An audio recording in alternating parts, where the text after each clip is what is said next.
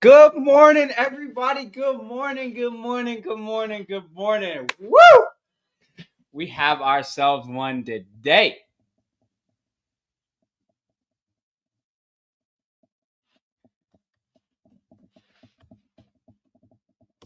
Um,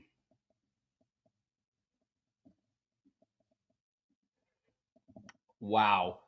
Wow. So officially, Nico is in the portal. Per portal Pete, per Pete Nakos, Pete Thamel, whatever Pete you want to call it. I might as well just change my name to Pete so I can become a newsbreaker at this point. But just like, man, oh man, oh man.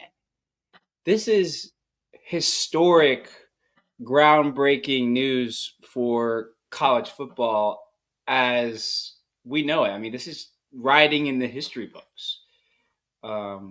With no collective bargaining agreement between any sort of players, anything. I mean, the NCAA is like a dead man walking. It's like half shell. I mean, it's ripped to pieces. I mean, Charlie Baker, I think that's his name. I mean, he's probably. I mean, that guy's the most money hungry person I've seen in this world. Um, Obviously, there is more. That's very sarcastic, but um, wow. Tennessee quarterback Nico Amaleava has been given the boot, and the man wearing Cookie Monster pants, as my co-host Chandler would say, and as he said yesterday, is in the portal. Pulling it up for y'all right now.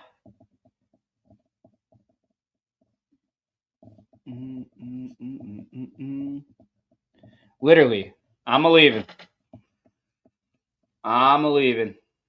I mean, insane. All right, so this guy, his father. I don't even know what to say about his father. I mean, less than 48 hours after you tweet this,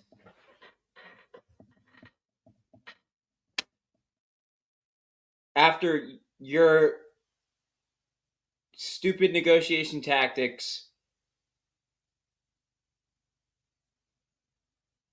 with a coach your son had the best relationship with and stayed firm with throughout his high school recruitment, throughout redshirting, making it to college football playoffs. You just want to you there's reports that Nico's dad was shopping him during the offseason. Insane. Just I never wish that I would never do that as a father myself. And I mean, there's a rumor flying around that Oregon and Dan Lanning were the whistleblower to tip off Tennessee that his dad was shopping him.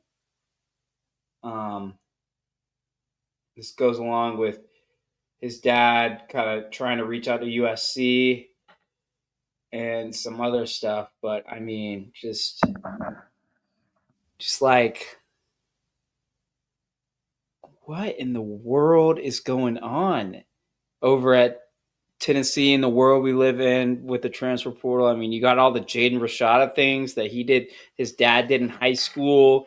The $13 million. That's a little bit of not a little bit. That's a big different situation. Big difference of a situation.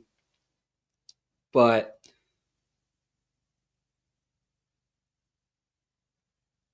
I mean, this is crazy. I have the uttermost respect for Tennessee, who has been in this image of bending the knee. You know, they will meet the dollar amount, the McDonald's bags, this and that.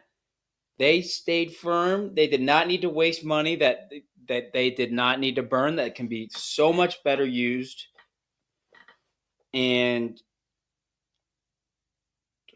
They let him walk. I mean, if you go look at Nico's stats last year, I mean, it's not all his fault, but his stats are were very mid. Ugly, ugly, ugly loss to Arkansas. Obviously, it has some to do with coaching too. I don't think people get that enough. I'm not a very much a fan of Josh Heupel's scheme. I think he waves the white flag way too early. If you figure it out, like it's always he fails to adapt. Um, and but I'm a fan of Josh Heupel as a person and how he's built Tennessee and stuff like that. I just don't really like how fast his scheme is. The more I learn about X's and O's, the more I don't like these hyperactive one read gimmick schemes like Lane Kiffin and Heupel and more people that are doing it.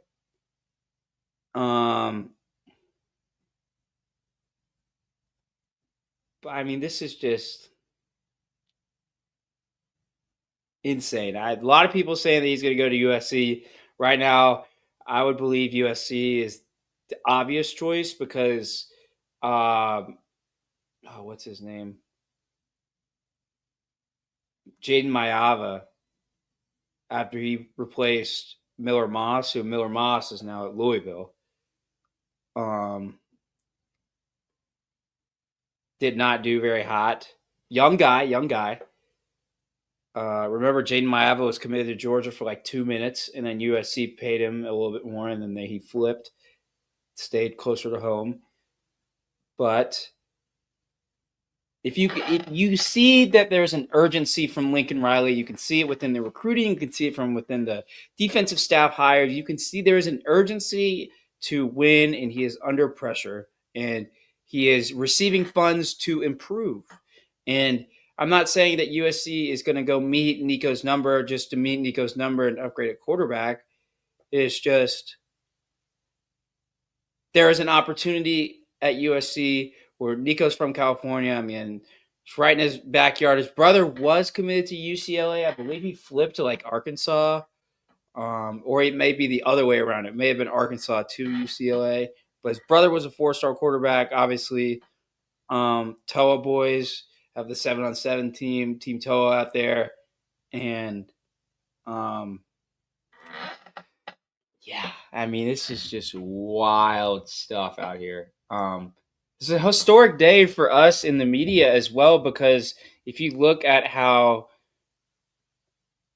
it was kind of laid out, I was thrown in the blender as well, because when Nico's dad put out that tweet, respectfully, as any human being would do, I'm gonna pause my narrative on the other reports and kind of work backwards and see, all right, so the parent has spoken now. So this is from the family of the kid. Prove me wrong that they're not telling the truth. And it was very evident, very quick, obviously, now that this has happened, all the numbers and stuff that came out, that I guess you just want to call him Coach Nick. I mean, that's his Twitter name. Coach Nick, or Nico's dad, was very wrong. And he was very wrong in what he said about Pete Nikos on 3. It is probably the worst tweet of all time. That will be stamped in his son's career forever, which is absolutely not what you want to happen. Just like Jaden Rashada's dad. Not what you want to happen. Not what you want to have happen. So here we are. Tennessee spring game is literally in a couple hours. Tennessee will be running out of the tunnel with Jake Merklinger as their quarterback 1. I doubt they will go to the transfer portal and get a quarterback, because there is none. Unless they want to go get Dylan Rizek. Or, I mean, it wouldn't even make sense to give Jaden Rashad a scholarship.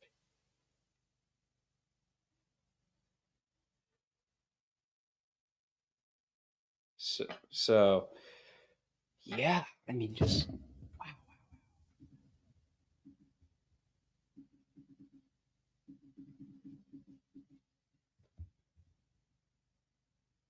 Wow. I'm just checking my timeline real quick to see. So a lot of people saying that Ohio State may be involved.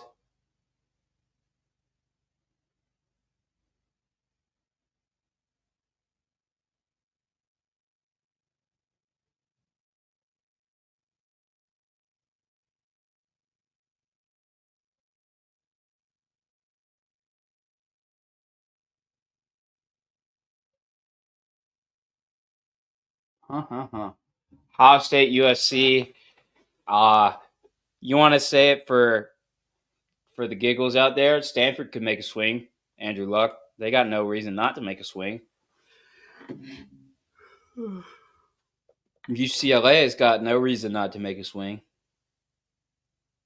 You remember UCLA reeled in Dante Moore for a year. Yeah, they had Chip Kelly, but they reeled him in with money and guaranteed playing time.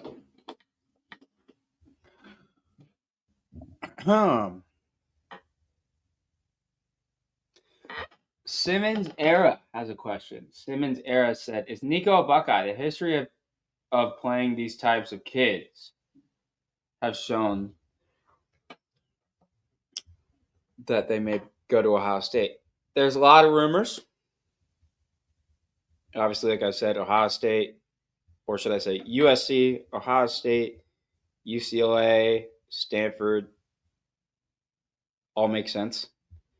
Ohio State has two youngins at quarterback in Julian Sayin, former 5-star as well. And they have the Dakota guy, right? What's his name? Lincoln Keenholz. 4 stars out of like South Dakota or something like that. I don't know. Two guys that have 0 starts in their career.